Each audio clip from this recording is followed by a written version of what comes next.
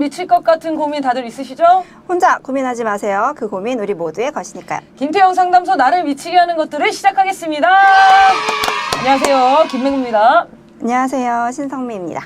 네, 안녕하세요. 심리학자 김태형입니다. 네, 오늘 오프닝에서는 중요한 공지를 드리도록 하겠습니다. 여러분의 미칠 것 같은 고민과 사연을 이제 기다리고 있습니다. 아니, 한 1년 전에 온 사연들을 저희가 다루고 네. 있죠? 근데 지금 약간 이제 주기가 짧아지고 있죠? 5개월 5개월 정도?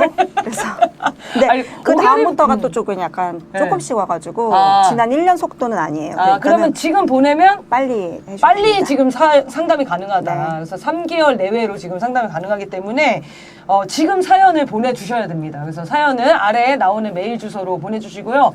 작은 사연, 뭐 짧은 사연, 긴 사연, 복잡한 사연 다 상관없으니까요. 사연 많이 보내주시기 바랍니다. 자, 그러면 지난 방송 댓글 소개하고 시작할게요. 네, 이민혜님.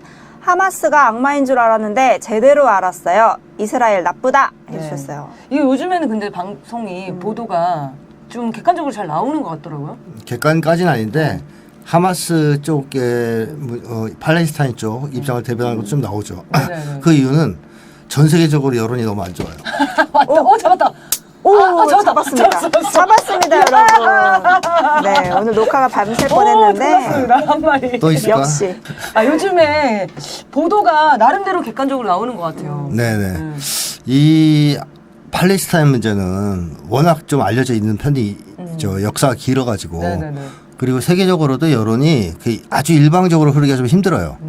예를 들면 이슬람 사람들이 굉장히 많이 거주한단 말이에요. 영국 같은 경우는 10만 명이 시위했다고 그러거든요. 장난 아니더라고요. 예. 그러니까 그런 식으로 중동만이 아니고 전 세계 이슬람 인구가 많아요. 그래서 아주 일방적으로 서구가 왜곡 보도를 하기는 조금 어렵습니다. 그러다 보니까 조금씩은 이쪽 얘기도 알려지는 거고, 그 다음에 그동안 이스라엘이 아주 너무 좀 잔혹하죠.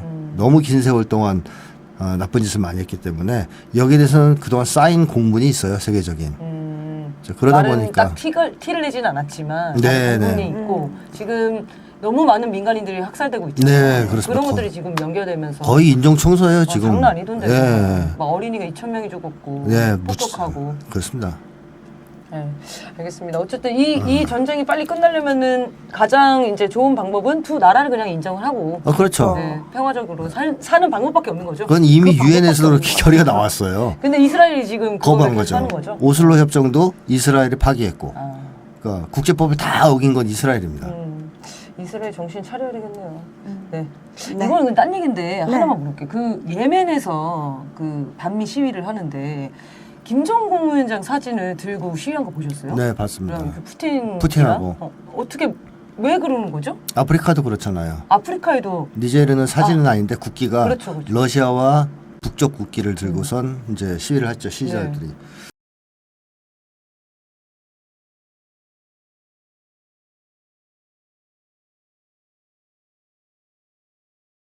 그러니까 지금 전 세계적으로 미국이 몰락하고 있고, 미국을 몰락시키는 가장 강력한 반제 투쟁을 하는 나라로 두 국가가 지목되고 있는 거죠.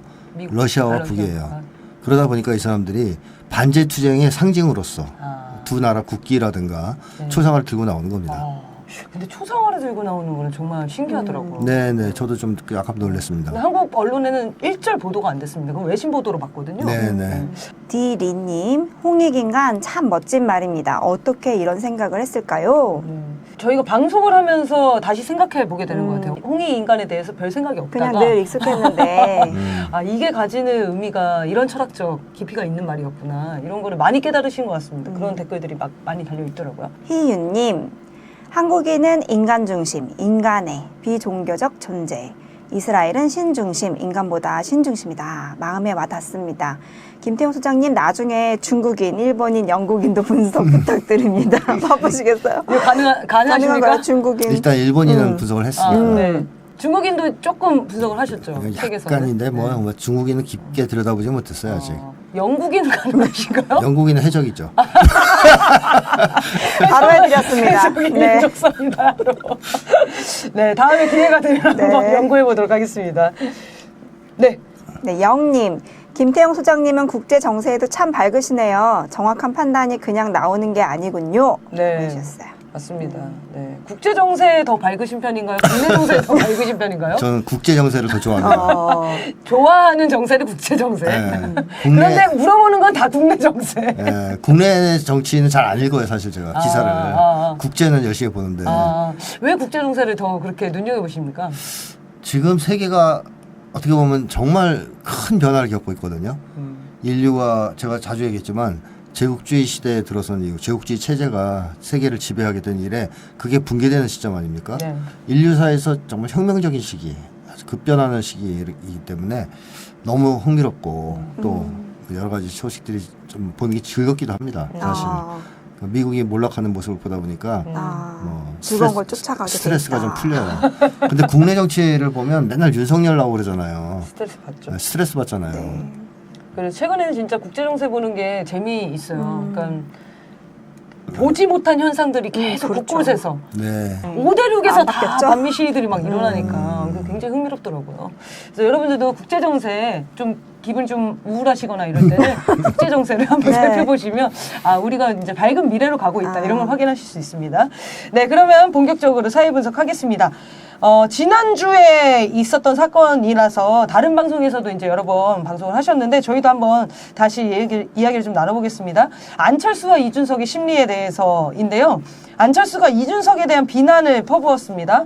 박근혜 정부의 은덕을 잊고 어린 나이에 정치에 입문해 당 쇄신을 위해 치켜 세우고 대접해 주었더니 오만방자함이 극에 달했다. 언제까지 이 응석바지가 당의 분탕질하는 것을 내버려 둘 것인가.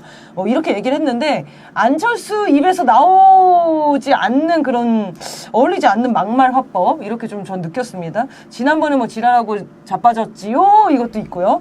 그래서 안철수의 이런 화법이 변화된 거, 정치 스타일의 변화, 이걸 어떻게 봐야 될까요? 몰렸다 막판에. 아, 막판에 몰렸다? 네. 그러니까 안철수를 제가 분석하는 건 체계로 썼으니까 그걸 보시면 될 것 같은데 네. 이 사람이 대권병이 있잖아요. 과도한 명예욕을 가진 게 특징이거든요. 안철수의. 그래서 과도한 명예욕을 실현하려면 정치에 입문했으니까 대통령이 꼭 돼야 되는데 안 됐죠, 잘. 네. 계속 안 되고 있죠. 네. 그래서 이러한 욕망이 기본이지만 그래도 약간이라도 공익성도 있었을 거 아니에요. 공익적 마음도. 시작할 때는. 네. 근데 이제 계속 시간이 흐르면서 그러한 공익성은 다 휘발돼서 날아가고 더러운 욕망만 남아있는 상태예요. 얼굴 그러게 변했어요. 말이에요. 네, 얼굴 지금 변했어요, 진짜. 얼굴이 이상하게 변했잖아요. 그러니까 순수하고 착한 듯한 표정은 다 사라지고 국민들이 기대했던 그런 도끼만 느낌이 다 남아있다 없어지고. 그럴까? 그러니까 지금은 욕망만 남아있는 다 날아가고 그런 상태인데 그 이유는 대권에 여러 차례 도전했는데 판판이 실패하지 않았습니까? 완패했죠. 예, 계속 실패했단 말이에요. 그래서 안철수의 명예욕이 계속 좌절되는 걸 겪었고 나이는 또 계속 들어가면서 노년기에 이제 이미 들어섰단 말입니다. 노년기가 되면 사람은 자기 인생을 돌아보게 돼요.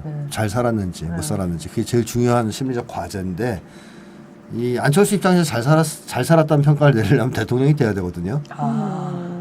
그게 안 되면 평가를 내릴 수가 없네요. 평가를 좋게 내릴 수는 없는 거죠. 네. 나 인생은 헛발질했다 이런 식의 또는 실패한 인생이다 그런 평가를 내릴 수밖에 없는데 굉장히 고통스럽죠. 노년기 때 그런 평가를 내리는 것은 포기하면 되잖아요.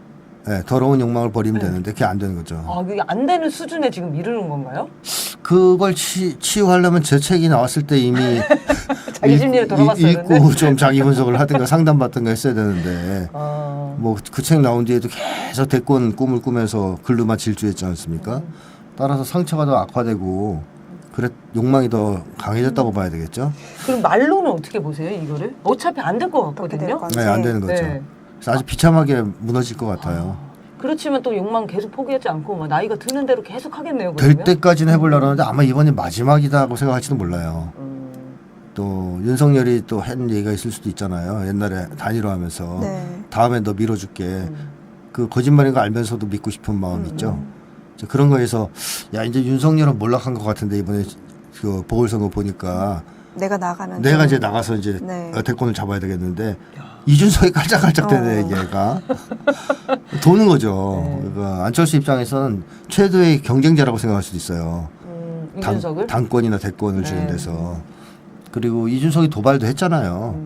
그러니까 이준석은 남을 공격하고 조롱하는 것을 즐기는 사람이거든요. 아, 이거 도발한 사진 좀 보고 가겠습니다. 최근에 아니라 오늘 터진 일이에요. 안철수가 이제 이준석 제명 서명 운동을 이제 홍보를 한 거예요. 근데 이준석이 그거 공유하면서 많은 참여 부탁드립니다. 네. 조롱이죠. 이러면 졌어. 이미 몰래도 자꾸 쫓기는. 정말 너무 이준석의 멘탈이 너무 궁금한데 어쨌든 그 네. 다음 사진도 하나 보여주십시오. 그 다음에 이제 저렇게 공유만 한 게 아니라 댓글까지 달아요. 가서. 버그가 있습니다. 네. 하면서 해시태그 뭐 이 태그 뭐 이러저쩌고 막 얘기를 합니다. 안철수랑 이준석은 서로 아는 내용이겠지만 저렇게 댓글을 달고 공유하는 심리를 어떻게 봐야 됩니까, 이준석? 조롱이죠. 웃긴다 이거. 정말 진짜 이 그- 한동훈과인가요? 한동훈보다 훨씬 더 잘 공격하죠. 잘 공격한다. 한동훈은 말꼬리를 잡아서 공격하는 거고 전혀 네. 상대가 대화가 안 열만받는. 대화를 할 수 네. 없을 정도로. 근데 이준석은 그야말로 상대를 아래에 놓고 조롱하고 깔보고 농락하는 네. 그런 데서 탁월한 데가 있어요. 진짜 탁월한 것 같아요. 그래서 안철수 네가 뛰어봐야 뭐 부처님 손바닥 위네 이런 얘기도 했었고 옛날에 대선 때. 이번에도 보세요. 화를 내거나 막 항의를 하면 안철수는 좋아할 거란 말이에요. 드디어 자식 걸려들었어.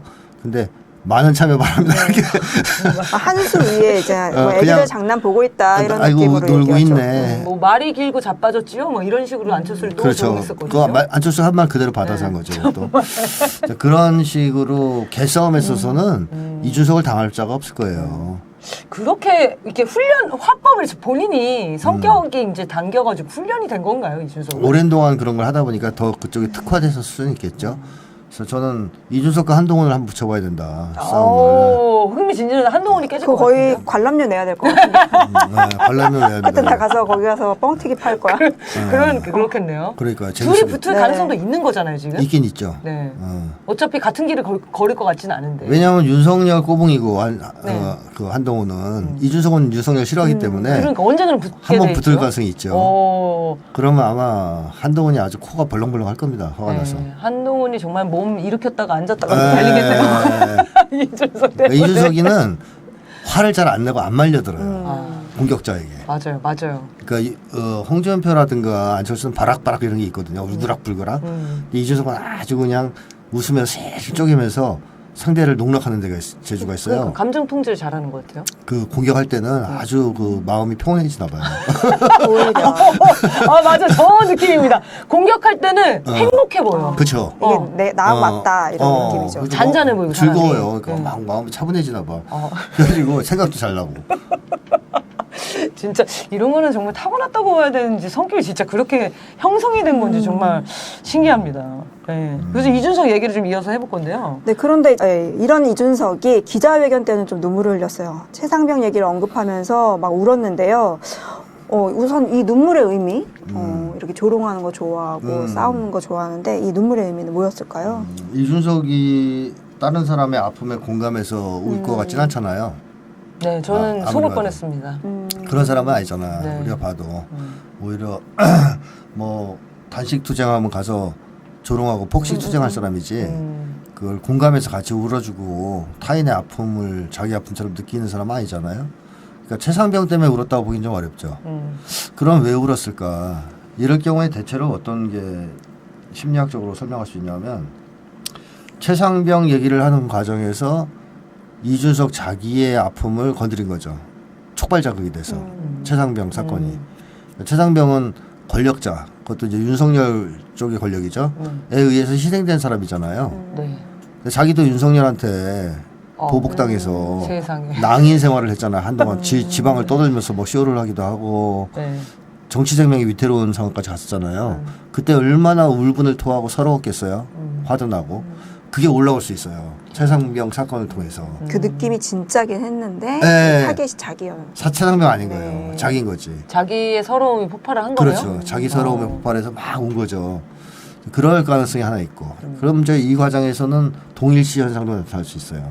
최상병과 자기를 똑같이 보는 거예요. 어떤 무도한 권력에 희생당한 사람이 나다? 희생자, 피해자. 자기가 양두구육 해놓고 그래서 일반적으로 이 정치인들은 공익 추구형 정치인들은 그야말로 국민을 위해서 울지만 사익 추구형 정치인들은 그럴 가능성은 없고 그렇기 때문에 쇼를 하든 것인가 네. 그 박근혜처럼 이렇게 눈 부릅뜨고 있다가 한 방울 짜내는 네. 거 있잖아요. 세월호 때 그런 어떤 억지 눈물 같은 걸 흘리든가 그렇지 않으면 남을 본인이 위해서 슬퍼서. 우는 것 같지만 사실은 자기를 위해서 우는 그래서 그런 사람들도 있어요. 모르는 사람 장례식 가서 모르는 사람 부모 장례식 가서 모르는 사람인데 울 수가 없잖아요. 네. 팍 통곡한 사람도 있어요. 왜 그러겠습니까? 그걸 통해서 자기 부모의 죽음이라든가 이걸 자극받아서 우는 거예요. 그럼 일면식도 없는 사람이 왜 저러지? 일면식이 없지만 자기 슬픔을 토해내는 것은 가능하니까 그 상황에서. 그래서 쌓였던 자기의 서러움, 슬픔, 뭐 억울함, 울분 이런 거를 최상병 얘기를 하면서 쏟아냈을 수 있죠. 네. 그런 울음이라고 저는 생각합니다. 완전히 울컥을 하거든요. 자기가 통제가 못할 정도로. 그러니까 그 순간에 올라오는 거예요. 그거 네. 탁 촉발되면서. 그거는 정말 그 사람에게 공감을 한다고 해도 너무 과잉된 반응이긴 했었어요. 맞아요, 이상하다고 맞아요. 생각을 했고 네. 그리고 모두가 아유 저런 눈물 쇼를 하냐 이러면서 막 댓글창이 가득했었는데 이준석이 근데 한두 번 운 게 아니거든요. 자주 울어요. 그래서 윤석열이 이준석을 당대표에서 날리고 싶어 할 때 그때 대응 기자회견 하면서도 울었거든요. 그러면서 이 얘기를 하면서 울어요. 내가 이 새끼 저 새끼 소리 들으면서 당선을 위해 뛰었다고 하면서 눈물을 흘리고 아 기억나네요. 네. 또 천안함 희생자들을 만나서도 국가가 천안함 희생자들과 유가족들 생존 장병들에게 제대로 대접하지 못하는 데 대해서 분개심을 느껴왔다면서 또 눈물을 흘려요. 근데 그때 나경원도 이제 뭐 눈물을 흘린 일이 있었나 보죠. 근데 나경원의 눈물과 비교하는 것을 기분 나쁘다. 전혀 다른 성격의 것이다. 나 후보는 본인의 서러움에 대해 눈물을 흘린 것이고 자기는 이 희생자들의 아픔에 공감해서 운 거다. 뭐 이런 얘기를 하긴 했습니다. 이렇게 자주 우는 이유는 뭔가요? 딱 자기 얘기를 한 거네요. 나경원은 자기가 뭐요? 찔려서 이 얘기를 하는 건가요? 아니 이제 나경원을 욕했는데 그게 자기 얘기인 거죠. 자기도 모르게. 보세요, 이 사람이 내가 이 새끼 저 새끼들을 소리를 들으면서 당선 위해서 뛰었다. 내 무슨 울음이냐. 그렇게 열심히 뛰었는데 나를 이따위 대접을 해주냐? 이런 대접을 해주냐? 네. 억울하고 분하다 이런 눈물 아니에요? 네, 그래서 이 눈물은 이해가 됐어요. 그때 자, 당시. 그 다음에 또 하나 천안함에 대해서도 무슨 얘기가 나 대접이란 말이 이제 제대로 나오죠. 제대로 대접하지. 그러니까 이 두 눈물의 공통점은 자기 대접을 안 해줬다는 거예요. 왜 나를 이런 대접하냐? 천안함도 대접을 못 받은 거 보니까 딱 자기 생각이 나는 거죠. 그래서 대접 눈물. 이준석이 눈물을 대접 눈물. 대접을 안 해줄 때 우는 눈물. 그러니까 이준석이 관종이고 약간 나르시즘 성향이 강하잖아요. 이 나르시스트들의 가장 중요한 특징 중 하나가 특별 대우잖아요. 자기 대접해 주는 거. 그거 안 해줬을 때 미치려고 그러거든요. 슬퍼하고. 감히 나를 이렇게 되는 그렇지. 거죠. 감히 나를. 네. 그래서 대접을 안 해준 데 대한 눈물. 그래서 공통성이 벌써 이걸 통해서도 발견되잖아요. 그러네요. 그러게요. 저도 이제 천안 희생자들 만나면 뭐 이런 사건 같은 거 보면 이제 가족과 헤어진 거 같은 게 너무 슬프거나 막 이런 데에서 슬픔을 더 느끼는데 대접받지 못해서 화나는 거는 저는 처음 느껴본 제대로 생각이긴 대접. 해요. 야, 네. 아니 저는 제가 이거 질문지를 짜면서도 별 생각이 없었네. 그게 희생자분들의 좀 그 이제 죽음에 대해서 안타까운 그런 심정. 그치. 그래도 그거는 이때는 진심이었겠지라고 생각했는데 아주 제가 이렇게 놀아나고 있습니다. 아, 이 대접이라는 단어가 모든 눈물을 정말 관통하는 핵심 단어였어요. 그러니까 이준석은 대접 눈물이라니까. 네, 대접. 대접 눈물. 짤 하나 나오겠네요. 앞으로 그러면 이준석이 울 때마다 우리가 이걸 보면 되겠습니다. 대접 못 받을 때 울 거야 아마. 대접 못 받은 사람을 보면 울거나. 그렇죠. 보면 울거나 그럴 때 울거나. 흥미로운데요. 버림받은 사람을 만날 때마다 울겠는데 지금. 네. 제가 볼 때는 이제 나중에 김기현 만나서 울 것 같습니다. 김기현 사퇴하고 날라가면은 그때 같은 편을 먹으면서 막 힘들지 않았냐고 이렇게 독려할 수도 있겠네요.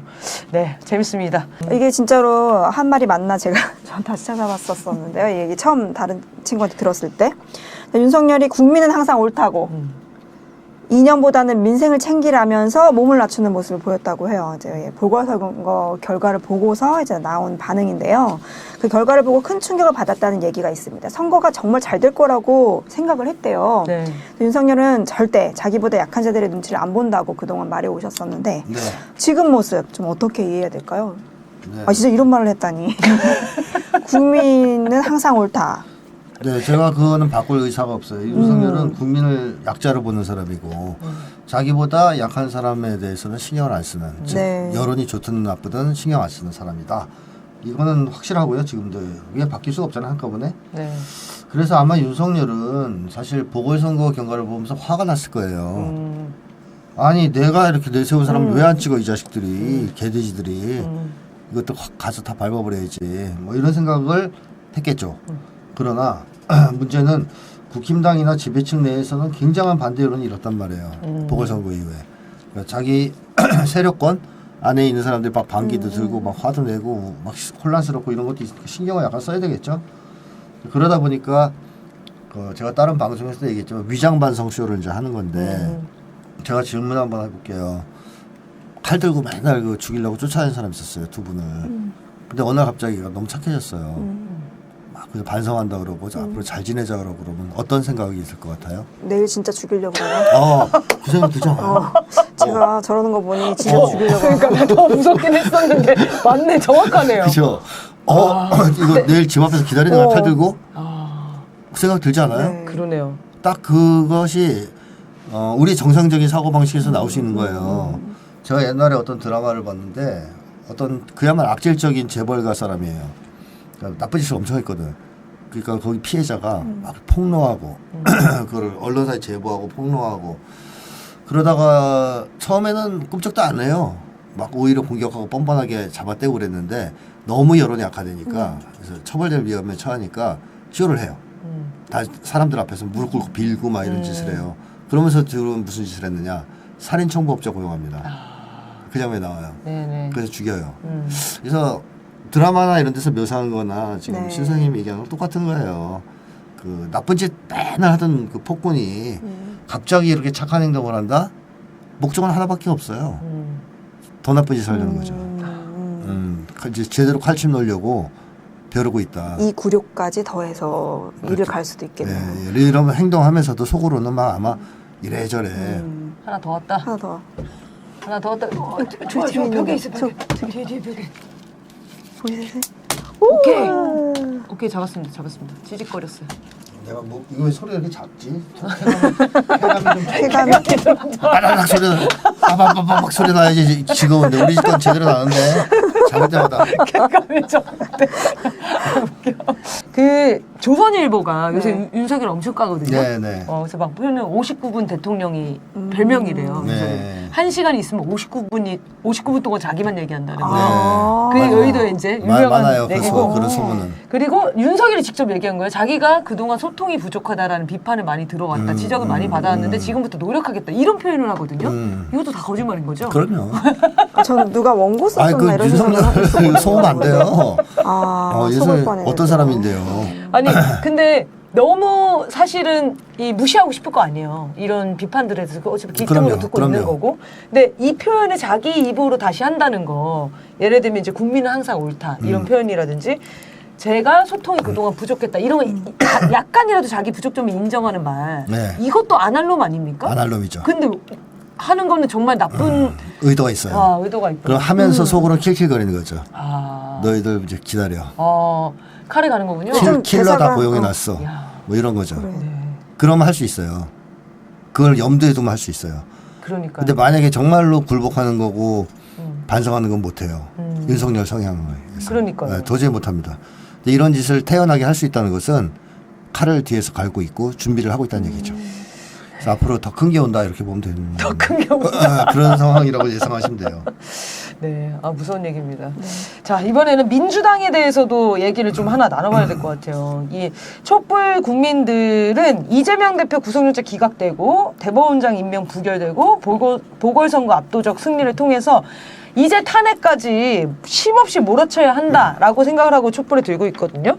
그런데 민주당 내 촛불과 함께하는 일부 정치인들을 제외하고는 여전히 당내 이런 당권 싸움, 계파 싸움 이 계속 지속되고 있습니다. 그리고 심지어 이재명 대표가 행보가 좀 아쉬운데요. 당무 복귀 이후에 내각 총사퇴 요구는 그대로 하고 있는데 윤석열 여당, 야당 대표가 함께 만나는 3자 회동을 제안을 했고요. 그 전에는 영수회담을 다시 끝내고 영수회담을 제안하기도 했거든요.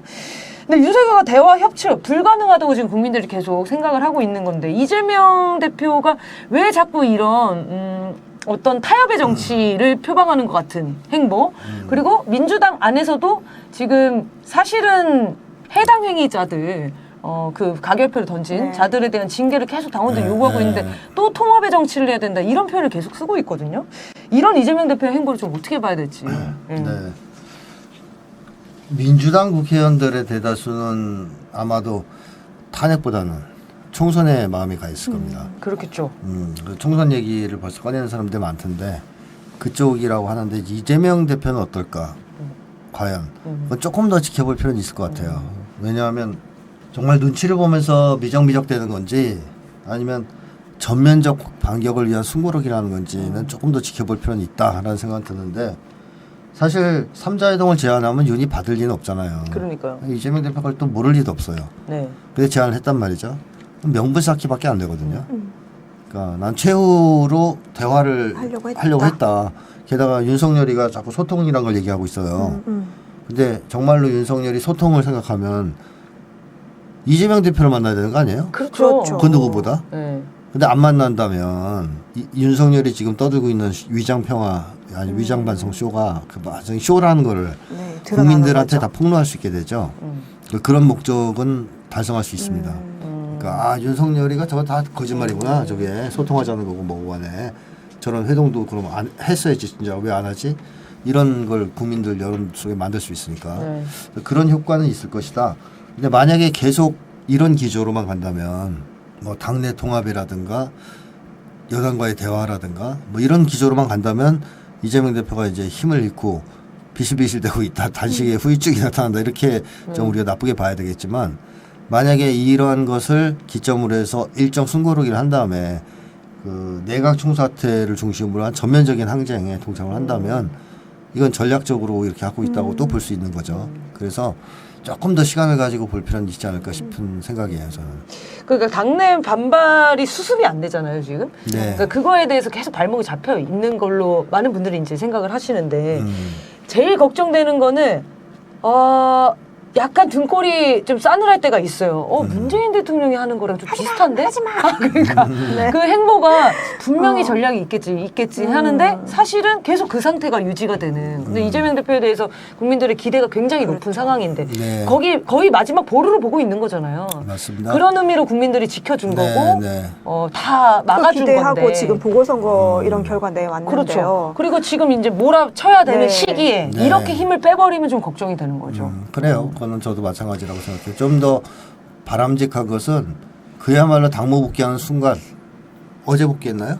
네, 어제 네, 복귀했습니다. 어제 복귀했습니다. 그래서 복귀한 순간부터 확 몰아치기를 시작하면 제일 좋았는데 그러니까요. 네, 그거를 조금만 더 지켜볼 필요는 있을 네. 것 같고 만약에 계속 미적미적 된다 그러면은 국민들이 이끌어내야죠 밖으로. 더 압박을 하고 더 견인을 해야겠죠. 네. 그래서 우리 그 국민들이 이재명 대표에 대한 기대는 좋지만 우리 힘을 중심으로 당겨야 된다, 견인해야 네. 된다 이런 입장이 명확해야 될 것 같아요. 네. 이재명 네. 대표만 기다리면 안 될 것 같습니다. 민주당이 사실 이제 민주당도 지금 거의 당원들이 멱살 잡고 끌고 가는 거 아닙니까? 그렇죠. 네, 맞습니다. 지금 선거 결과 보고 좀 안도하나 이런 생각도 드는데요. 그러니까요. 오히려 이럴 때 좀 정신 바짝 차리셔야 될 것 같아요. 네. 네. 국민들이 정신을 바짝 차리고 싸우라고 있으면 되겠습니다. 뽑았다라고 다시 말씀드리고요. 이제 민주당은 이런 상황인데 국힘당도 지금 혁신위원회를 꾸렸잖아요. 이 혁신위원회 위원장으로 임명된 분이 좀 화제예요. 그러니까는 인요한 씨. 자신은 한국의 정체성을 가졌다면서 한국말 잘하는 외국인으로도 뭐 예능에도 많이 나왔다고 그래요. 전주에서 나고 잘한 분인데 대한민국 첫 번째 특별 귀화인이기도 합니다. 좀 뭔가 쟁쟁해요. 대학 재학 중에 5.18 민주화 운동의 소문을 듣고 광주에 몰래 들어가서 당시 참혹했던 현장들을 직접 봤다고도 하고요. 그리고 시민군의 영어 통역을 맡으면서 추방당할 뻔하기도 했다. 이런 이력도 갖고 있는데요. 그런데 그 이후 행보가 박근혜 캠프에 들어가기도 했고 그러면서 국힘당의 정체성을 갖게 되었던 것 같습니다. 그러니까 이분이 말한 걸 들어보면 국민건강보험은 사회주의적이다 이렇게 발언했고요. 의료민영화를 찬성하더라고요. 네. 그리고 어쨌든 이런 파격적인 임명. 이 사람이 국힘당에서 임명하는 것 자체가 좀 낯선데 네, 낯설어요. 왜 이 사람을 임명했을까요? 최근에 발언을 추가적으로 나오는 거 보면 국힘당 정체성은 그렇더라고요. 네. 저도 이해가 이제 점점 가긴 하더라고요. 이분이 그 에이즈의 그 원인에 대해서 네네네. 규명한 분 아니에요? 우리 다 이제 위험군이에요. 에이즈 원인에 대해서 규명했죠. 뭐죠? 성경을 안 읽어요. 성경을 믿지 않으면 이제 에이즈에 걸린다 그랬어요. 그래서 이제 에이즈는 그래 생기는 병이구나라는 것을 네. 어, 원래 이런 밝혀내신. 분이셨던 거죠. 네. 네. 그래서 이렇게 이상한 사람 있잖아요. 좀 봐도 네. 그러니까 이상하니까 국힘당에서는 큰 문제가 없을 거고 데려가도 자기랑 비슷하잖아요. 근데 또 이미지를 봐서는 약간 참신한 느낌을 줄 수도 있다고 그렇죠. 봤겠죠. 이목을 끌기는 좋은 것 같아요. 외국인이고 저도 옛날에 이분 한 번 본 적이 있어요 방송에서. 음. 그래서 뭐 한국말 잘하는구나 뭐 이런 정도 생각했었는데 거기다가 또 호남 사람이에요. 네. 그런 것들을 내세우다 보면 국힘당 입장에서는 국민 통합의 메시지도 던질 수 있고 그다음에 미국 사람 썼으니까 또 세계 통합이네. 세계 통합도 되고 바이든 형님도 좋아하실 수 있고 네. 등등의 이런 것들을 노린 것 같고요. 야. 더욱더 결정적으로 고려했던 것은 이 사람이 별로 파워가 없다고 생각했지 않았을까. 들어와서 그냥 위원장이지만 쇼나 하지 뭐 특별히 뭘 추진하거나 힘있게 정치판을 잘 알아서 인맥이 있는 것도 아니고 뭔가 큰일을 할 사람은 아닐 것 같다. 그러니까 얼굴마담이나 시키기 딱 좋다라고 생각하지 않았을까 싶은 생각도 있어요. 근데 말은 제대로 했더만요. 와이프 바꿔야 된다 그랬대요. 그 김건희 바꾸란 얘기잖아요. 아니야 와이프 아내와 자식만 빼고 빼고는 다 바꿔라. 그래요? 그렇습니다. 그럼 안 되네. 말을 잘못했네. 지금 그것만 나는 와이프를 바꾸라는 줄 알고 야 이 사람이 이 말은 제대로 했네. 반대로 듣고 싶은 대로 들으신 거 아닙니까? 희망상 와이프를 바꿔야 돼 지금. 그러니까요. 윤석열이 결정적이죠. 이혼을 해야지 지금 문제가 풀려요. 네, 그러네요. 이혼을 해야 대통령도 내려올 수 있을 것 같아요. 그럼요. 그게 선우차일 것 같아. 네. 네. 그래서 저는 궁금했던 거는 어쨌든 이제 외국인이잖아요. 미국 시민권자일 겁니다, 아마. 외형상, 자, 한국인의 정체성 갖고 있다고 해도 외국인이잖아요. 그러면 국민들이 봤을 때 네. 정부 여당의 혁신위원장을 외국인으로 보이는 그런 사람을 임명한다는 게 국민들한테 민심을 얻을 수 있다고 생각하는 게 저는 국힘당의 생각이 이해가 안 되거든요. 그러니까 얘들은 사대주자니까. 그러니까 그 생각이 나네요. 아니 윤석열이 그 공원 한글은 네, 메모리얼 촌스럽다고 했나? 파크? 메모리얼 파크로 한 것처럼 지금 혁신이 야, 이게 먹힌다고 생각하는 거예요? 그렇죠. 윤석열은 강서구 보궐선거 이긴다고 생각한 놈이에요. 아, 그러네요. 네, 한번 생각해보세요. 얘네들이 현실적 판단하는 애들인가 한번 생각해보세요. 그렇지 않거든요. 지금 세계적으로도 미국이 완전 망해가고 있는데 얘들은 미국이 승승장구하고 있다고 믿잖아요. 그렇죠. 그렇죠. 얼마나 현실을 잘못 인식하고 있는지 왜곡된 인식을 하고 있는지 그걸 잘 보여주는 사례 중에 하나가 또 인요한 임명일 수도 있는 거예요. 그렇다고 하면 진짜 병이다. 이거는 못 낳겠는데? 병이 불치병인데요? 저는 하여튼 정말 황당했거든요. 그럼 어떻게 국민들한테 네. 그 동의를, 그 당에, 국힘 당원도 동의를 안 할 것 같은 인사를 저렇게 배치를 하지? 네. 그러니까 반대하기가 애매한 이 인선이죠 이게. 미국인이기 때문에. 저 누구지? 뭐 하는 사람이지?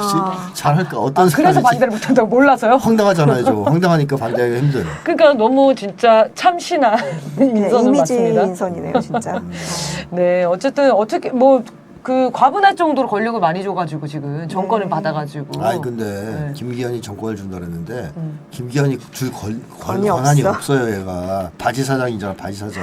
바지 사장이 임명한 바지 사장이네요. 네, 그러니까 하청, 자기가 하청. 권한이 하나도 없는데 정권을 준다 그러면 뭘 주겠어요? 주기는. 그러네요. 지금도 아무 공천도 공천에 어떤 영향도 미치지 못하는 당대표인데. 그러니까요. 그러네요. 이뇨환이 제 생각은 다이렉트로 윤석열의 지침을 받거나 김건희의 지침을 받거나 이렇게 될 수도 있겠네요.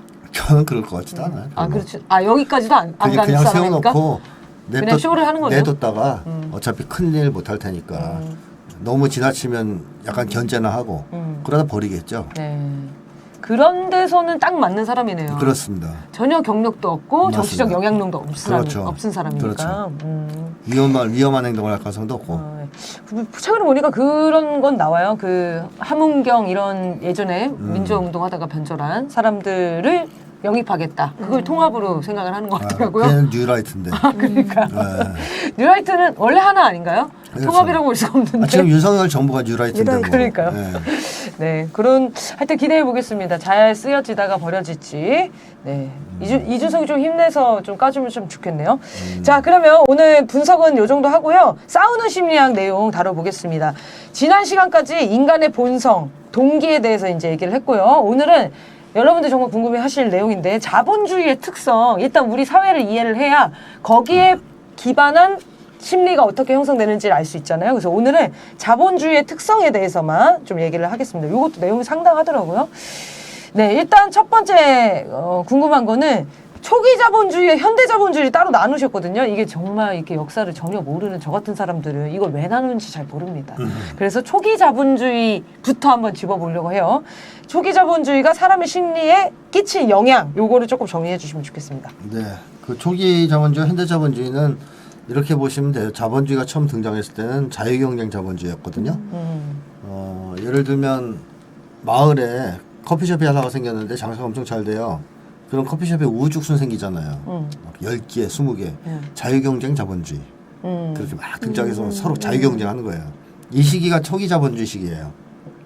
얼마 못 가서 그거는 이제 사라지죠. 왜냐하면 20개의 너무 가게가 많아지니까. 경쟁을 하면 다 살아남습니까? 잘 되는 데만 살아남죠. 한두 개, 좀 큰데 특히 살아남고 나머지 다 망해요. 이 다 망하면 이 큰 데가 다 흡수하죠. 인수합병 같은 걸 하고 막 이래서 흡수해가지고 거대해지는 독점 기업이 됩니다. 이 단계를 독점 자본주의라고 그래요.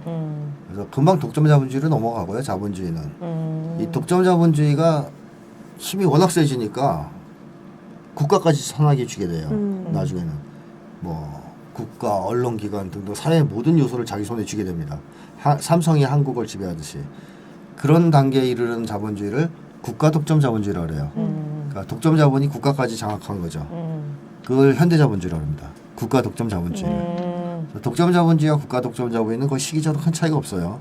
형성되면서 곧바로 그걸 잡았으니까. 그리고 초기 자본주의 그러면 그 이전 단계의 자본주의, 자유경쟁 자본주의를 초기 자본주의라고 하는 거죠. 네. 초기 자본주의의 특성은 뭐고 그러면 그 당시에 우리 사람들이 그 영향을 받은 심리는 뭘까요? 초기 자본주의는 정치에서 봉건제가 멸망했다는 특징이 있죠. 네. 그 우리 역사책에서 많이 배웠던 시민혁명들, 네. 프랑스 대혁명이라든가 영국의 명예혁명이라든가 이러면서 봉건 권위주의 체제가 붕괴됩니다. 네. 그러면 그걸 대신한 게 뭐냐? 소위 윤석열이 그리 좋아하는 자유민주주의를 이념으로 하는 네, 이때 이때 고 얘기했죠. 네, 사상의 자유 같은 걸 주장하면서 자유민주주의 이념으로 하는 공화제가 나타나기 시작해요. 그래서 소위 이제 우리의 민주주의라는 거, 민주국가가 탄생한 시기가 이때다. 그래서 프랑스가 대표적으로 왕복 이렇게 단두대에서 확 자르고 공화제 만들었잖아요. 네. 나폴레옹이. 그게 첫째 정치적인 큰 변화고 경제에 있어서는 자본가들 사이에 치열한 경쟁이 벌어지게요. 아까 얘기했듯이 커피숍 20개가 싸우는 상황이니까 이게 특징이에요. 경제적으로는. 그럼 이때 사람들은 어떤 영향을 받느냐 이런 체제 속에서 종교적 초자를 갖게 되었다라고 프롬은 얘기했습니다. 네. 이게 뭐냐면 옛날에는 누가 제일 강력한 권위를 가졌냐면 뭐 왕이나 귀족 같은 사람들이죠. 네. 근데 날라갔잖아요. 네. 혁명으로. 그러면 이제 권위가 없어졌냐? 강한 권위가. 딴 게 들어왔다는 거예요. 종교. 에리프롬은 이제 그 개신교로 봅니다. 종교혁명, 종교개혁운동. 종교개혁운동이 한편으로는 부패한 기독교를 타파하고 종교를 좀 건전하게 만드는 측면도 있었지만 프롬에 의하면 또 다른 측면에서는 자본주의를 강화하면서 사람들 마음속에 권위를 심은 효과가 있다는 거죠. 예를 들면 가톨릭은 신을 1대1로 만나지 않아요. 위계를 통해서 만나요. 사제를 만나서 사제를 통해서 만나죠. 네, 그래서 뭐 사제한테 얘기하면 되거든요. 개신교는 집에서 1대1로 만나야 돼요. 개인이. 그렇죠. 그게 훨씬 더 이제 에리프롬 비유하면 무섭다는 거예요. 그렇게 느끼나요? 그렇게 될 수 있다는 거예요. 신이랑 단독으로 대면하니까. 신이 나를 바로 지켜보고 있다라고 그쵸, 생각하니까. 그렇죠. 그래서 이 당시에는 이 종교개혁 운동할 때 종교개혁 운동했던 이 주도자들이 뭐라고 설파하냐면 성실하게 일을 해서 근검절약하고 저축을 많이 해야 된다. 이런 얘기를 했어요. 그러지 않으면 천국에 못 간다 그랬어요. 저축을 많이 하지 않으면 천국에 못 간다? 근검절약하고 성실하게 살고 저축 많이 하고 이렇게 안 살면 천국에 못 간다고 얘기한 거예요. 그게 이제 뭐 청빈주의 뭐 이렇게 나오는 건데 그 얘기를 왜 했냐면 그 자본 축적에 도움이 돼서 그런 거예요. 이렇게 사람들이 열심히 일하고선 절약해서 저축을 해야 자본이 형성될 거 아니에요. 말은 그렇게 했지만 네. 자본을 그러니까 초기 자본의 형성이 중요한 시기였기 때문에 자본주의 초기라서 사람들이 저축을 많이 해서 그 돈이 자본가 쪽으로 모여야 되는 상황이란 말이에요. 네. 그래서 자본주의에 크게 공헌했다고 얘기합니다. 그거는 마르크스주의자만이 아니고 막스 베버 같은 사회학자들도 그 얘기를 하죠. 그 유명한 프로테스탄티즘의 윤리야 뭐 이런 게 있잖아요. 어디서 들어본 것 같아요. 네, 책다 기억 못하겠어요, 제목을. 그게 그 내용을 다룬 거예요. 네. 그러니까 종교개혁 운동을 통해서 사람들이 신을 만나고 신이 너희들 그렇게 하면 지옥 보낸다 그러니까 얼마나 무서워요. 맨날 그 저축하고 그래야 될 거 아니에요. 네. 그게 에릭 프롬 입장에서는 안 좋다는 거죠. 마음속에 감시자를 두는 거랑 똑같다는 거예요. 초자를. 종교가. 그러니까 외적인 왕, 뭐 귀족은 사라졌는데 종교가 마음속에 들어서 자기 감시하는. 그래서 뭐 저축 안 하면 혼낸다든가 지옥 보낸다든가 이런 상황이 돼버렸다는 거예요. 인간이 딱 자기 주체가 되지 못하고 더 불안해졌다는 거죠. 근데 여기 책에서는 이제 그걸 양심이라고 에리 프롬은 양심이라고 표현을 했잖아요. 그건 양심의 초자예요. 초자로 봐야 되는 거다. 네, 그러니까 양심과 초자는 다른 거죠. 다른 거죠. 어떻게 다른지 좀 설명해 주세요. 초자는 그야말로 자기가 자발적으로 받아들이는 게 아니고 무서워서 받아들이는 게 처벌받을까 봐. 양심은 내가 생각하기에 옳기 때문에 받아들이는 게 자발적으로. 그래서 양심은 감시자가 아니에요. 친구죠. 근데 초자는 감시자예요. 처벌자고. 그래서 뭐 초자가 마음속에 들어오면 무섭죠. 계속 자기 감시하니까.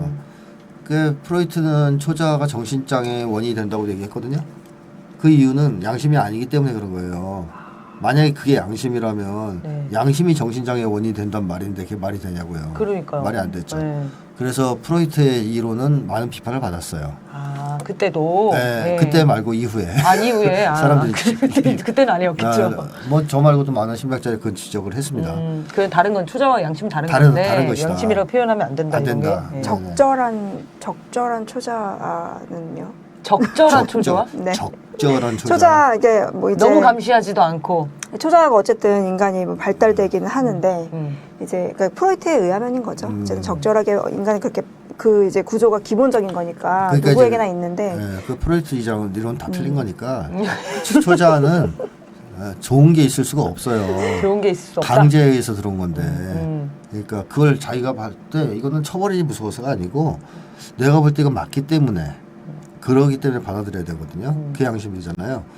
이건 좋은 거지만 초자가 좋을 게 뭐가 있어요? 그러니까 이게 표현으로 봐도 초자아잖아요. 그러니까 자랑 자를 초월해서 보는 거잖아요. 시기야만 그러니까 일치가 안 되고. 프로이트 식으로 하면 아버지. 그러니까 새로운 아버지인 거죠. 가위 들고 막 거시기 자르려고 하는 아버지예요. 프로이트 이론에 의하면. 프로이트 이론을 늘 저렇게 설명하셔가지고 너무 웃겨.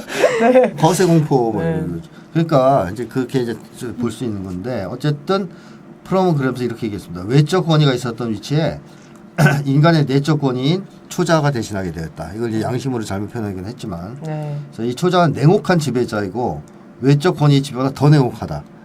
그러니까 사람들이 이때 이제 시달리기 시작했다는 거예요. 초자한테 왕이 와서 괴롭히지는 않았는데 마음속 초자가 괴롭혔다는 거예요. 그래서 맨날 이제 신부한테 혼나고 성경 읽다가 자학하고 일이 됐다는 거죠. 그 다음에 두 번째 변화는 이때부터 모든 것이 상품화되기 시작하죠. 왜냐하면 사람들이 노동력을 팔아야만 살 수 있게 됐거든요. 그 전까지는 농사지면서 살았는데 이제 도시로 쫓겨나와서 자기 노동력을 팔아야 돼요. 그러면서 인간의 노동력이 상품화되고 또 자본주의의 특징은 모든 것이 생산이 상품 생산이에요. 자기가 쓰기 위해 생산하는 사람 거의 없어요 이제. 본권제만 해도 작업자적 생산이잖아요. 대체로. 그래서 옛날에 우리 조상님들이 집신을 지은 건 다 자기가 신으려고. 네. 초가집을 지어도 자기가 살려고. 옷도 자기가 입으려고. 그러니까 상품 생산이 목적이 아니었는데 자본주의에 들어서면 모든 생산은 다 상품이에요. 상품을 목적으로 하는 거죠. 거기에 과정에서 전 상품이 다 상품화돼. 모든 게 상품이니까 인간도 상품으로 팔리기 시작하는 노동력까지. 그래서 모든 것이 상품화된 것이 하나의 특징이고 이렇게 되면 어떤 문제가 발생하냐 하면 상품 관계, 상품 교환 관계가 인간 관계를 지배하기 시작한다. 왜냐하면 상품을 인간도 팔 수 있게 됐으니까 이제 노동력을 사고 팔고 이러면서 인간 관계를 지배하던 윤리가 원래는 사랑의 윤리였는데 공정 교환, 등가 교환의 윤리로 대치되기 시작했다. 좀 달리 표현하면 인간 관계가 상품 간의 관계, 거래 관계, 교환 관계처럼 바뀌기 시작했다는 겁니다. 이게 자본주의 인간관계라고 봐야 되겠죠. 그다음에 마지막으로 한 가지 더 얘기했던 것은 시장 만능주의가 팽배해졌다. 시장이 엄청나게 큰 영향을 발휘하기 시작하죠. 이때부터. 물건들을 막 생산을 할 거 아니에요. 자본가들이. 그거 어디서 교환을 해요? 그 무수한 상품을? 시장에서 해야 되죠. 그러니까 시장이 엄청나게 중요한 역할을 하기 시작해요. 그리고 시장이 그걸 잘 조절하는 것 같기도 하고 막 수요와 공급을 통해서. 그러니까 시장이 처음 만들어 보니까. 만들어 보니까 너무 좋은 거예요. 시장 가면 맛있는 것도 많고 좋긴 하잖아요. 그러니까 시장에 대한 환상이 생긴 거예요. 네. 여기서 생긴 시장 만능주의예요. 네. 그러니까 시장이 모든 걸 해결해 줄 수 있다. 최근에 한국의 경제학자들이나 이런 신자유자들도 이 얘기를 아직도 하는 사람도 있어요. 그러니까 이건 사실은 다 실패한 거 아닙니까? 네, 말이 안 되는 얘기인데. 근데 아직도 그걸 변형한 이론으로 지금 있는 네. 거죠, 다시? 그러니까 시장을 이렇게 중시하다 보니까 시장에 의존하기 시작했는데 사람들이. 근데 문제는 이 시장을 사람들이 통제할 수가 없다는 거예요. 예측도 안 돼요. 예를 들면 커피숍을 하나 만들어졌을 때 장사가 잘 되는 거 보면 뛰어들잖아요. 네. 그럼 몇 개가 뛰어들지 예측할 수 있어요? 그러니까. 안 되죠. 네. 20개, 30개 들어오는 걸 몰라요. 그러다가 우르르 무너져서 망해져 나가면 또 그것도 예측 못 하죠. 그러니까 시장에 대해서는 사람이 예측도 하고 통제도 할 수 없다라는 것이 확실해지자 어떤 두려움이 생기냐? 시장에 대한 두려움이 또 생깁니다. 그렇게 좋던 시장이. 네네네. 네. 이게 무력감이 생긴 거예요. 네. 저 시장은 우리의 손을 떠났어. 그냥 알아서 움직이는 생명체인가 봐.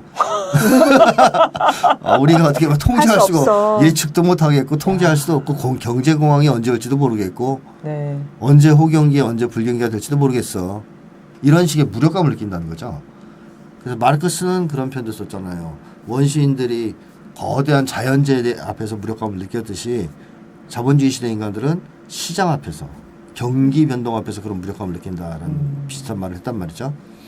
그게 무력감을 만든다. 사람들이 사람이 시장과 경제를 지배하는 게 아니라 오히려 시장과 경제가 사람을 지배하고 사람은 시장의 노예, 경제 법칙의 노예가 되어버리는 사회가 바로 초기 자본주의 사회다. 이렇게 얘기를 합니다. 네. 마지막 하나 네. 고립자로 전락했다. 그 과정에서 네. 농촌에서 다 나오잖아요. 사람들이 뿔뿔이 흩어져서 옛날에 우리나라? 농촌에 모여서 같이 살았잖아. 근데 나와서 다 개인이 돼버리잖아요. 그래서 고립됐다는 거야. 농촌 공동체가 해체되면서 이걸 다룬 그 저작이 에리 프롬의 자유로부터의 도피예요. 아, 그 유명한 책이 예, 이 내용입니까? 예, 전혀 요걸- 몰랐네요. 요걸 다룬. 이런 것이 초기 자본주의의 이제 영향이다. 네. 이렇게 이제 에리 프롬이 얘기했어요. 알겠습니다. 네.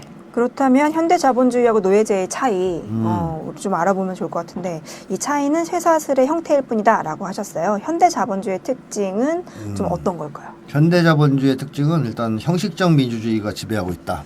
다시 말하면 겉으로는 민주주의의 탈을 쓰고 있다는 거죠. 두 번째는 관료주의와 과학이라는 익명의 권위가 사람들을 지배한다는 거. 세 번째는 사회적 암시와 세뇌로 사람들을 로봇으로 만들고 있다. 네. 뭐 이렇게 이제 이게 에리 프롬 세 가지를 얘기했는데요. 네.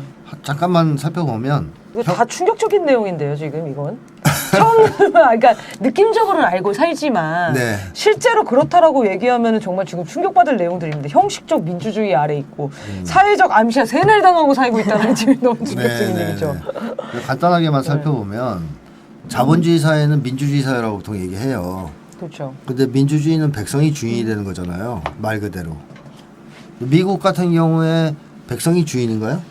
전혀 아니죠. 아, 전혀 아니죠. 극소수의 슈퍼리치들이 주인공 아닌가요? 자본가들이. 그래가지고 미국은 국민들이 자기를 대변하는 정당도 가지고 있지 못해요. 공화당, 민주당이 다 둘 다 자본가를 대변해요. 네. 민중을 대변하는 정당은 없어요. 그래서 이번에 케네디라고 민주당에서 그 존 F 케네디의 조카 네. 로버트 케네디 아들이 대통령 후보로 나왔는데 민주당 내 경선 절차가 불공정해서 이길 거기선 도저히 안 되는 거예요. 정상적 경선이. 그래서 아예 나와가지고 제3지대에서 무소속 출마를 하기로 결심했거든요. 네. 근데 이 사람이 당이 없어서 그런 거잖아요. 자기 정당이. 그러니까 미국은 양당 체제라고 얘기하는데 이 두 정당이 다 자본가를 대변해요. 그럼 한국은 어떤가요? 국힘당은 친일파를 대변하고 친미 친일파, 기득권층. 민주당은 서민을 대변합니까? 아니죠. 딱히 그러지도 솔직히 않은 그렇지 것 같아요. 않죠. 약간 느낌 아닌데. 네. 많은 민- 느낌 아닌데. 중산층.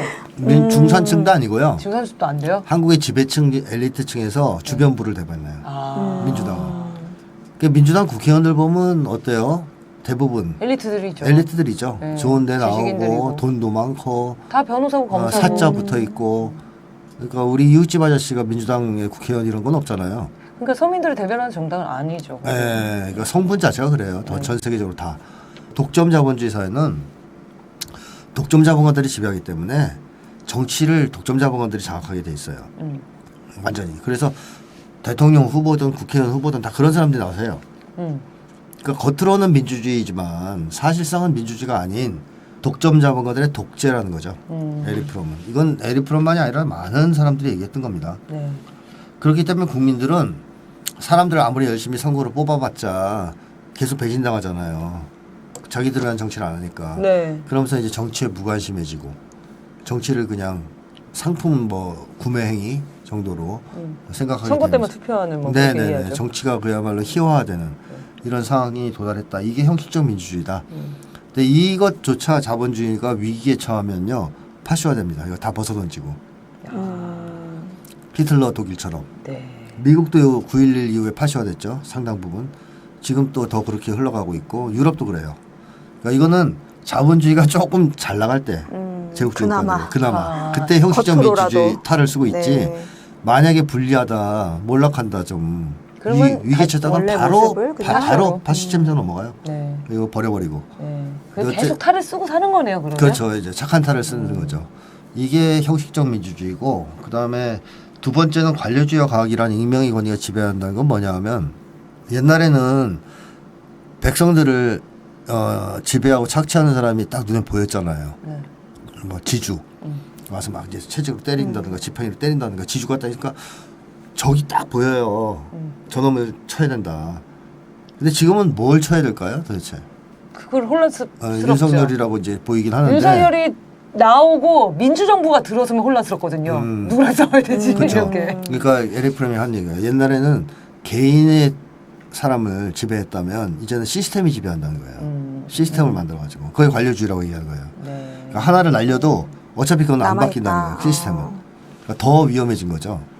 옛날엔 그야말로 잘 봉기를 잘해서 하나 제끼면 좋은 무대에 올리면. 좋은 상황이 올 수도 있었는데 지금은 그래봐도 소용없다는 거예요. 시스템만 못 바꾸면. 실제로 예. 뭐 좋은 대통령을 올려도 그 밑에가 전혀 그렇죠. 여전히 맞습니다. 흙탕물이면 뭐 되지가 않았었잖아요. 그렇죠. 그래서 에리프롬은 옛날에는 개인에 대한 복종이었다면 이제는 조직에 대한 순종, 시스템에 대한 순종으로 바뀌었다. 그래서 더 위험해졌다는 거고 또 하나는 이제 사람들을 막 때리고 괴롭히고 하는 방식은 잘 안 통하잖아요. 그래서 뭘 내세우냐? 과학을 내세우는 과학. 충격적입니다, 이것도. 과학을 표방하면 권위 획득한다 이거예요. 자동으로. 그런 게 뭐가 있죠? 너무 통계. 많아가지고 뭐 통계. 네. 실험 결과, 네. 통계 자료, 여론조사. 전문가의 말, 전문가의 여론조사 말. 이런 것만 내세우면 사람들이 주눅이 들어가지고 과학은 절대 의심할 수 없는 거다. 이런 식으로 이제 사람들한테 세뇌를 시켜놨기 때문에 그것만 내세우면 꼼짝없이 당한다는 거예요. 믿게 된다는 거죠. 그걸로 사람들을 조종하고 지배하고 통제한다. 그래서 에리프롬은 그 자본주의 사회에서 들어서면서 사람들은 지적인 무력감까지 이제 떠안게 됐다. 세상은 우리는 모른다. 전문가만 할 수 있다는. 저는 요즘 좀 겁나는 게 진짜 가짜 뉴스하고 네. 언론 같은 거 생각하면은 옛날에 텔레비전에 나오면 어른들은 다 믿었잖아요. 그렇죠, 그렇죠. 그런데 지금 뭐 가짜 뉴스를 너무 어이가 없으니까. 네. 아니 어제는 무슨 가짜 뉴스까지 봤냐면 보수층의 이제 대구의 윤석열 지지자인데 홍범도 장군이 6.25 전쟁을 일으켰잖아 이걸 얘기해요. 이런 얘기를 진짜로 진짜로 홍범도 장군께서 해방전에서 하셨는 분인데 6.25 네. 전쟁 때 홍범도가 내려왔잖아. 아 맞아. 김일성하고 같이 못 쨌잖아. 뭐 네, 이런 실제로 식으로. 얘기를 한다니까 정말 믿고 있어요 그분들은. 근데 뭐 어쨌든 그건 가짜 뉴스라고 해야지. 네. 이 언론처럼. 과학을 내세우는 언론처럼. 익명의 권위는 아닌데. 과학이라고 생각하는 거죠. 그 어떤 언론이라고 역사 생각하는 전문가인 거지. 척하는 그 응. 유튜버. 그치. 그런 말을 그렇게 믿는 거죠. 말하면 그냥 홀랑 믿는 거죠. 근데 뭐 예를 들면 그런 거죠. 제가 옛날에 무슨 신문을 보다가 흰머리가 있는 사람이 더 건강하고 장수하고 뭐 이런 게 나와요. 네. 그래서 야 이게 뭐지? 나도 흰머리가 많은데 그게 좋은 건가? 그랬더니 뭔 실험을 갖고 그런 얘기를 하냐면 멧돼지. 실험? 멧돼지. 멧돼지인데 흰털이 많은 멧돼지가 더 오래 살더래요? 실험을 하고 조사해 보니까 이제 오래 살고 건강하더라는 거예요. 외국 뉴스 장난 아니네. 아 근데 그 기자도 웃기고 과학자도 웃기는 게 아니 그래놓고 그걸 사람한테 바로 적용을 해서 네. 흰머리라고 그럴 수도 하는데 있다. 이런 게 바로 익명의 권위예요. 이런 것도 있죠. 술을 하루에 한 병 먹으면 건강해진다와 나빠진다. 그러면 이제 필요할 때마다 다른 지식을 갖다가 쓰지 않습니까? 다른 실험 결과. 그래서 실험, 통계 이런 것들을 되게 악용을 많이 합니다. 그게 모르잖아요. 네, 사람들 지금 일반인들 모르잖아요. 우리나라 경제 위기도 계속 보도되는 거 보면 위기가 아니다. 네. 아주 잘 되고 있다. 이런 식으로 보도하면서 통계 자료를 낸단 말이죠. 다 허위가 아니고 교묘하게 그거를 아주 그렇죠. 표를 막 이렇게 이용했더라고요. 띄어가지고 네. 늘려놨다거나 그런 걸 막 얘기하면 이런 뭐 이루 식으로. 말할 수가 없는데 그게 어쨌든 익명의 권위다. 이걸 가지고 사람들을 조종한다는 거예요. 그게 과학이 그래서 어떻게 보면 흉기가 됐다 이렇게까지 얘기할 수 있는 시대죠. 네. 네, 마지막으로는 사회적 암시와 세뇌인데 요거는 딱 이거 읽으면 될 것 같아요. 에리 포럼이 뭐라 그랬냐면 사람들이 부모, 학교, 교회, 영화, 텔레비전, 신문 등으로부터 주입받은 이데올로기를 스스로 고찰하고 관찰하는 것처럼 착각한다. 그래서 이러한 과정이 우리와 적대되는 사회에서 행해지면 그것을 세뇌라 부르고 우리의 것일 경우에는 교육이라든지 보도라고 말한다. 신랄하죠. 네네. 북한은 세뇌당이고 우리는 세뇌가 아니다. 우리는 교육받았고 그렇게 얘기한다는 거예요. 똑같다는 근데 다 똑같다는 거예요? 똑같다는 거예요. 어차피 어떤 체제나 자기의 내용을 계속 사람들한테 설파한다는 거예요. 근데 자본주의는 특히 더 위험한 것은 독점 자본가들하고 나머지 사람들의 이해가 충돌해요. 네. 근데 그거를 독점 자본들의 입장을 계속 퍼뜨린다는 거예요. 네. 권력을 잡고 있어서. 권력도 있고 돈도 있으니까. 근데 이걸 세뇌인데 사실 자기가 볼 땐 그래서 네. 우리한테 손해되는 걸 자꾸 집어넣는 거니까 이걸 교육이나 보도라고 부른다는 거예요. 근데 만약에 사회주의 국가나 반미 국가, 미국을 싫어하는 나라에서 그런 걸 하면 이건 세뇌라고 부른다는 거죠. 이중 기준을 얘기하는 건데요. 그렇네요. 이건 세뇌당하지 않는 방법 이런 것도 있습니까? 세뇌당하지 않는 방법은 뭐 비판적 사고 능력을 가지고 자기가 찾아보고 네. 옳고 그름을 가릴 줄 알고. 그다음에 사람들이 서로 연대해서 저항하고 뭐 이런 것들이 필요하죠. 네, 우리가 다 세뇌당하고 살았다는 겁니다, 여러분.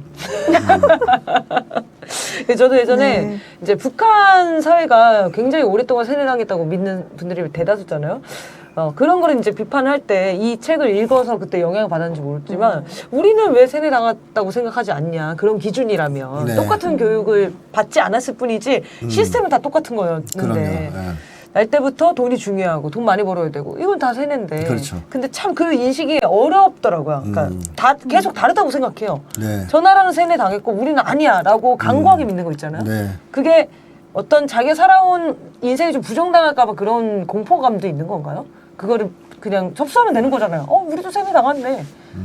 앞으로 이제 좀 잘 진실되게 봐야지 이렇게 생각하면 되는 건데 엄청 극구 부정하거나 화를 내는 사람들이 있거든요.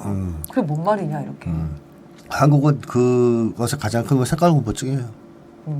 만약에 그걸 부정하고 하면 예를 들면 북에 대해서 좀 우호적인 얘기를 해야 된다든가 객관적으로 봐야 된다든가 그런 말만 해도 한국은 빨갱이로 몰린 사회인데요. 그러니까 그걸 생각하면 무섭잖아요. 네. 따라서 화가 나는 거죠. 사실 화가 아니라 두려움이 올라오니까 두려움의 표현이라고 봐야겠네요. 흥분하는 거죠. 알겠습니다. 자본주의 나라 모두가 다 같은 특징을 가지고 있는 건가요? 그러니까 다른 경우는 없나요? 예를 들면은 형식적 민주주의가 독점 자본가들의 독재라고 하셨는데 우리나라는 독점 자본가가 독재하는 사회가 같지가 않잖아요, 느낌이. 네, 식민지라서 그렇죠. 네, 그거 좀 차이를 설명을 좀 해주시면 좋겠어요. 네. 그 유럽의 독점 자본은 자국 내 자본이에요. 네. 그러니까 예를 들면 독일 내에서 자본가들이 성장할 거 아니에요. 그리고 독일 내에서 독점 자본이 형성되고 이 사람들이 독일 국가를 장악한 거예요. 그게 히틀러로 나타난 거죠 나중에. 그래서 이런 국가 독점 자본주의는 필연적으로 제국주의화됩니다. 왜냐하면 빈부격차가 심해지는데 국가 독점 자본주의 정도로 성장한 자본가들이 민중들의 고혈을 빨지 않겠어요? 독점 이윤을 추구하면서. 그래서 빈부격차가 심해져요. 네. 그러면 무슨 문제가 생기냐? 수요가 안 되는 거죠. 사야 되는데 물건을 살 만들어도 사람이 없어. 살 사람이 없어요. 가난하니까. 네. 그럼 이거를 제일 좋은 방법은 자기들이 가진 걸 나눠주면 되거든요. 사람들한테 구매력을 높일 수 있도록 돈을 나눠주면 되는데 그게 안 해요. 그걸 전쟁을 통해서 해결하려고 그래요. 해외 침략을 통해서 새로운 시장을 개척하는 거예요. 그래서 국가 독점 자본주의는 필연적으로 제국주의로 갑니다. 네. 그래서 제국주의의 정치 경제적 기초는 바로 국가 독점 자본주의예요. 그것이 나라마다 형성되는 거예요. 유럽 같은 경우. 그러니까 얘네들이 서로 싸울 거 아니에요. 서로 식민지를 더 가지려고. 이게 1, 2차 세계대전입니다. 충돌하는 거죠. 그럼 한국은 어떠냐? 한국도 유럽 나라들처럼 우리나라 자체 내에서 자본가들이 자라나고 자유경쟁 자본주의를 거쳐서 독점 자본가들이 만들어지고 그 사람들이 국가를 장악했냐? 그렇지 않다는 거죠. 일본 식민지에서 해방되자마자 미군이 들어오면서 따로따로 키워요. 따로따로. 4대 정치인. 그러니까 매국노들을 따로 키워요. 정치인들을. 네. 이승만 같은 애들. 그러니까 그야말로 극단적인 극우 광신자들, 4대주의 광신자들이죠. 이런 사람들을 한 축으로 키우고 그다음에 자본가도 키워요. 적산을 불허하면서 매판 자본가를 양성합니다. 그래서 한국은 자본가들이 성장해서 국가 장악한 게 아니고 네. 미국이 각자 키워요, 얘들을. 네. 그럼 누구를 더 힘을 많이 실어줬을까요? 정치인들이에요. 그래요. 네. 왜냐하면 한국은 대소 전쟁기지, 사회주의를 방어하는 전쟁기지 의미를 가졌기 때문에 자본가들이 아니라 정치가한테 힘을 실어주죠. 복종하는 정치적- 사람들이 필요했군요. 그렇습니다. 전체를 장악해서 이용할 수 있게. 이윤 논리에서 움직이면 안 되는 거죠. 아. 이념 전쟁. 이념 전쟁을 할 수 있는 사람들. 네. 자기들이 말을 잘 듣는. 그래서 한국은 사실상 80년대까지만 해도 전두환이가 마음먹으면 큰 그룹 하나를 무너뜨릴 수도 있었어요. 실제로 네, 실제로 그렇지 그래서 않았나요? 하나 네. 날렸죠, 국제인가? 그게 가능했던 나라예요. 그만큼 이쪽의 파워가 셌던 거예요. 그런데 자본주의다 보니까 계속 성장하면서 나름 재벌들도 성장을 했단 말이죠. 네. 그럼에도 불구하고 보세요. 삼성같이 거대 재벌이 있는데 얘네들이 국가를 장악하지 못하잖아요. 아직도. 그러니까. 근데 사람들은 삼성이 장악했다라고 보고 있잖아요. 영향력이 클 뿐이지 네. 삼성이 장악한 건 아니에요. 미국은 군산복합체 사람들이 다 그냥 네. 부통령이고 뭐고 다 해요. 유대인 이스라엘 생각해 보면 네네네. 완전 아주 자본. 노골적으로 거기 들어가서 정치를 하거든요. 근데 한국은 삼성이나 이런 애들이 잡은 게 아니에요. 삼성을 지금 핍박하는 게 누구 윤석열이에요. 예를 들면 반도체 다 조비공한테. 네. 그렇죠. 지금 난리 났죠. 그러니까 미국 박근혜도 돈 뜯어갔. 네네네. 거 아닙니까? 그러니까 미국은 한국의 재벌은 그게 크도록 성장하도록 놔두진 않습니다. 왜냐하면 이 자본가가 국내에 기반을 두고 성장하기 시작하면 매판이 아닐 경우 자기들 자본에 위협이 되기 때문에 김우중도 옛날에 서 무너뜨린 게 있어요. 세계경영 떠들어가지고. 김우중이 누구예요? 대우그룹 회사. 그래서 대우가 없어진 거예요? 날아간 거예요. 사실은 그런가요? 미국 애들이 네. 날린 게 커요. 그것도. 그럼 재벌이 정말 성장을 해가지고 독점 네. 기업화 되기 전까지 딱 키웠다가 치는 거예요? 거기서 그렇게 이제 더 넘어가려고 지나치다 하면. 하면. 예를 들어 제너럴 모터스랑 경쟁을 하려고 한다든가 대우가 그럼 날리는 거죠. 그럼 병합하고. 김우중 회장이 그래서 열받아가지고 IMF 때 구제금융 같은 거 받지 말라 그랬어요. 그랬어요? 싱가포르처럼 하자고. 파산 저기 선언하고. 근데 이제 DJ 옆에 있던 친미 세력들이 몰아냈죠. 저 새끼 말 듣지 마. 그럼 우리나라에 기회가 몇 번 있었네요, 그러면. 어쨌든 뭐- 자본가들도 나쁜 사람들이라고 쳐도. 네네. 그래도 그 어떤 민족 민족을 자본가로 더 약간은. 전환될 수 있는 계기들이 좀 있었겠네요. 그러니까 이제 자본가들이 정치들이 싫은 거예요. 저것들은 도대체 무슨 놈의 정치를 저렇게 하냐. 그렇지. 돈을 많이 벌게 하는 게 최고인데 아. 돈을 계속 퍼주는 걸 하고 있으니까. 그러니까. 이건희가 그런 거예요. 정치 사륜이 뭐 이 얘기 나온 거고. 진짜 혐오하겠네요. 그래서 저기 이 자본가. 정재구도 그랬잖아. 내가 니네들보단 낫지. 그래서 정치. 대통령 선거 나오고 그런 거예요. 한심하거든 자기들이 볼 때. 그런 현상들이. 네. 자기들은 그래도 돈이라도 좀 벌지. 이것들은 돈만 갖다 쓰고 말이야. 맨날 뜯어가긴 하고. 그렇군요. 정치는 개판으로 하고. 이제 그런 데서 이 기업가들은 그 위세에 눌려서. 왜냐하면 미국을 등에 업고 있으니까. 네, 위세에 어떻게 눌려서 할 수는 없는 거죠. 어떻게 할 수는 없는데 뒤로는 이제 혐오하죠. 저것들이 무슨 정치를 한다고 저것들이. 이런 생각이 있는 거고. 얘들은 어떻게든 이제 미국말 잘 들어서 살아남고 그다음에 뭐 재벌들 삥 뜯어가지고 뭐 이런다는데 뭐 예를 들면 기업이 삼성은 너무 컸기 때문에 아부하는 장학생들이 많긴 해요. 하지만 미국한테 어쏘면서까지 삼성이 뭘 할 수 있는 사이는 아니야 하고. 그래서 한국의 자본주의는 국가 독점 자본주의가 아니다 순수한 식민지 어떻게 보면 반자본주의다. 반자본주의. 반이 이제 절반이란 뜻이에요. 그러니까 완전히 되지가 온전하지 않아요. 않다. 이거는 좀 문제가 있는. 자본주의긴 하지만 식민지를 기반으로 한 자본주의라서 그렇습니다. 약간 이상한 기형적인 기형적 자본주의군요. 자본주의라는 뜻이세요. 그러니까 우리나라 정치를 보면은 이해가 안 되는 지점들이 이런 거거든요. 분명히 자본가가 정치 권력을 다 잡아야 자본주의 국가인데 네. 우리나라는 그런 게 아니니까. 만약에 지금 삼성이나 이런 데서 다 잡았잖아요, 권력을. 그럼 친미 일변도로 안 나가요, 절대. 그러네요. 러시아, 중국이랑 사이좋게 지내려고. 돈 벌 수 있는 그죠, 돈 곳으로 벌 수 하겠죠. 있는 차라리. 트럼프가 그쪽인 거예요, 좀. 군사안보 갑체 기반이 아니니까. 아. 그러니까 만약에 자본가들이 정권을 차라리 잡고 있었다면 이렇게 무모할 정도로 미국을 쫓아가진 않아요. 네. 근데 윤석열 정권이 잡았기 때문에 그 미국이 키웠죠, 그냥 손때 묻혀서. 그러니까 이렇게 미국을 미친 듯이 쫓아가는 거예요. 자기 죽을 줄도 모르고. 야, 이거를 끌어내야 되겠네요. 그 미국을 끊어내야죠. 네. 아, 그래서 제가 질문은 딱 한 가지만 더 드릴 건데 자본주의가 보통 이제 대부분의 자본주의 나라에 사는 사람들은 자본주의가 최선의 체제라고 생각을 하잖아요. 그 이후의 체제는 우리나라는 이제 분단 때문에 사실 이제 사회주의나 공산주의나 다른 체제에 대해서 생각하는 것 자체가 불법이라서 생각 못 한다고 쳐도 다른 나라는 현황이 좀 어떤지 궁금해요. 자본주의에 좀 극복하고 싶은 마음이 있을 거 아니에요. 신자유주의가 극단화되면서 가장 피해를 본 건 청년들이거든요.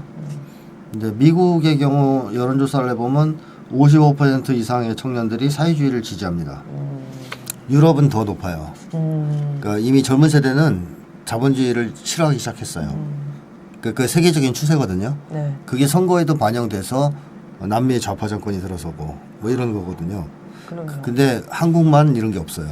국가보안법. 우리는 절대 아예 안 되죠. 할지를 못하니까. 색깔 공포증 생각을. 때문에 사회주의 사자도 꺼내지 못하니까 뭔지도 몰라 사회주의가. 관심을 가지지 못하니까 그냥 자본주의가 최고라고만 믿는 거예요. 아니란 얘기했다면 큰일 나니까. 그러니까. 근데 외국에선 그렇진 않아요. 외국에서 아주 적극적으로 이제 자본주의는 끝나지 않았냐.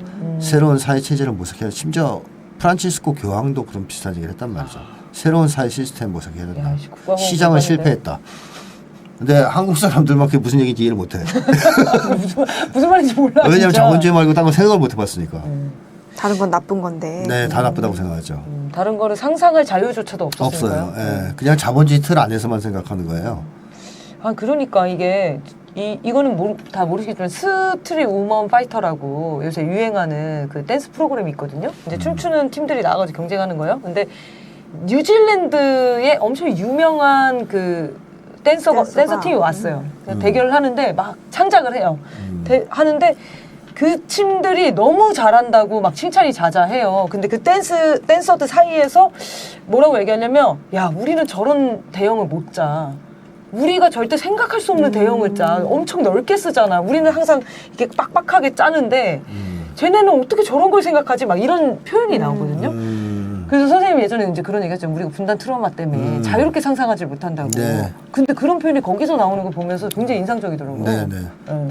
그래서 사회주의나 다른 체제에 어떤 다양한 생각을 못하게끔 하는 그 후과가 네. 춤의 세계에도 저렇게 드러나는구나 이런 네. 생각이 들었어요. 상상력이 없는 거죠. 다방면에 그럴 수 있을 것 같아요. 뭔가 제한된 생각은 어쨌든 네. 뇌가 더 뻗쳐나가야 되는데 막고 있으니까. 근데 그럼에도 우리나라 사람들 되게 똑똑하다고 소문이 많이 나 있잖아요. 똑똑하긴 해요. 만약에 네. 이게 분단이 해소가 되고 통일이 네. 되면 어느 정도로 똑똑해질까요? 세계 최고.